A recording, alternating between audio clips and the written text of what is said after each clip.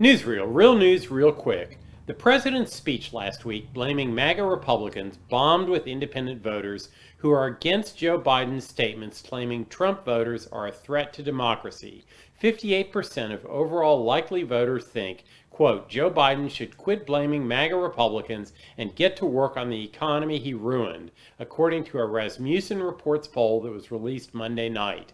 Republican South Carolina Senator Lindsey Graham on Tuesday introduced legislation that would institute a federal ban on abortions after 15 weeks of pregnancy. The bill would leave in place state laws that are even more restrictive while also imposing new limits on states that currently have none.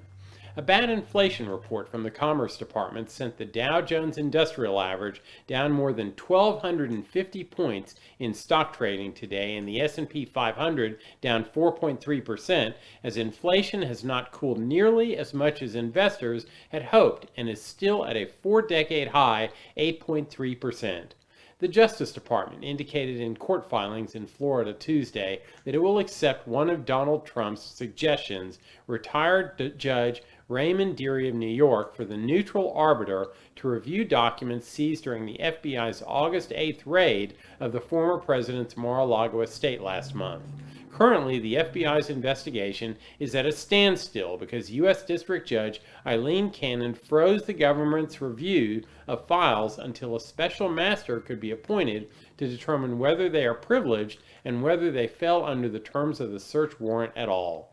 Carolyn Maloney of New York, the Democrat chair of the House Oversight Committee, wrote a letter to National Archivist Deborah Wall urging the National Archives Agency to seek a personal certification from former President Trump that he surrendered all of his presidential records. Maloney claims neither she nor the archives are sure they've received all the Trump administration's documents.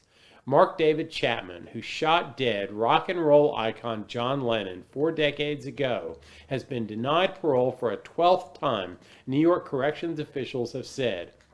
Chapman, who is now 67, appeared before the parole board on August 31st and received a negative answer.